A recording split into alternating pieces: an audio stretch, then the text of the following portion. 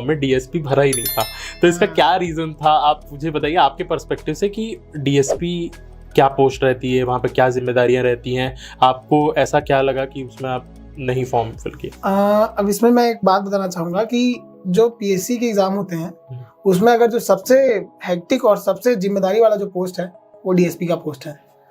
वो सबसे ज़्यादा जिम्मेदार व्यक्ति वही होता है, डीएसपी। और जो सबसे ज़्यादा इंगेज होते हैं पब्लिक से डीलिंग में, वो चाहे फिर उनकी ड्यूटीज़ में हो, उनको प्रोटोकॉल देखना होता है, उनको बहुत सारे काम होते हैं और वो 24 घंटे का जॉब है डीएसपी का जो जॉब है। आप ये नहीं कर सकते कि मैं रात में 12 बजे ड्यूटी पे नहीं जाऊँगा या रात में 4 बजे कुछ हो गया तो मैं नहीं जाऊँगा। आपको जाना है, आपकी जिम्मेदारी है वो। तो वो पावरफुल पोस्ट भी है लेकिन सबसे ज़्यादा जिम्मेदारी वाली पोस्ट वही है। और ऐसा है कि मतलब मेरे नहीं डालने के पीछे 2-3 रीज़न है।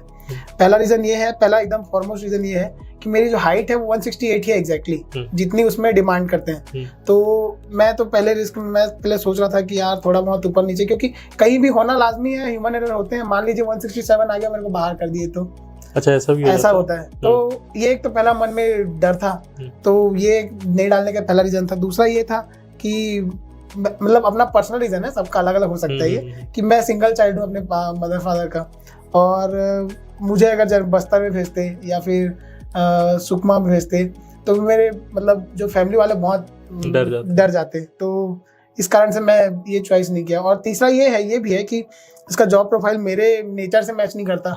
मैं क्या थोड़ा फ्रेंडली हूँ, थोड़ा ऐसा नहीं है, वो तो बन जाते हैं वहाँ जाने के बाद। वहाँ ट्रेनिंग तो बहुत अच्छी होती है उनकी, 2 साल की ट्रेनिंग होती है डीएसपी की, तो उनको सब चीज़ सिखाया जाता है। लेकिन मुझे मेरे नेचर के अकॉर्डिंग नहीं लगा डीएसपी कि मैं अगर डीएसपी बन जाऊँगा तो उतना कड़क हो पाऊँगा, क्योंकि उनको बहुत कड़क होना पड़ता है और बहुत सारी चीज़ें डीएसपी बनने के पीछे।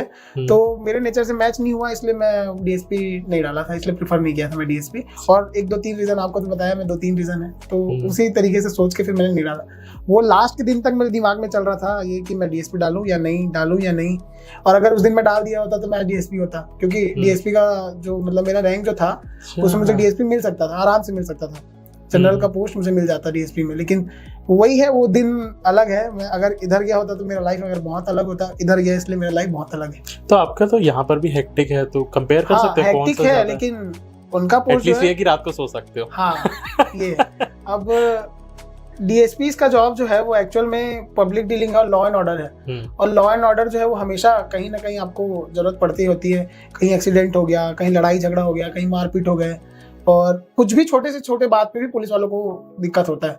तो वो तो डीएसपी को डायरेक्ट तो नहीं इन्वॉल्व होना पड़ता इसमें, वो तो लाइन स्टाफ ही करती है, लेकिन फिर भी जिम्मेदारी उन्हीं की है। एट लास्ट कुछ भी हो रहा है तो जिम्मेदारी उनकी है कि वहाँ ये हो रहा है। और दूसरा चीज़ ये है कि वो 24 घंटे वाला जॉब है पूरा, कि आप ये नहीं बोल सकते कि मैं आज छुट्टी में हूँ या मैं आज मेरे घर में ये काम है। तो वो थोड़ा मतलब इससे ज़्यादा मतलब हेक्टिक है। जितना जनपद सीओ का हेक्टिक है उससे थोड़ा ज़्यादा, अगर ये 20 है तो वो 25 है, ऐसा है।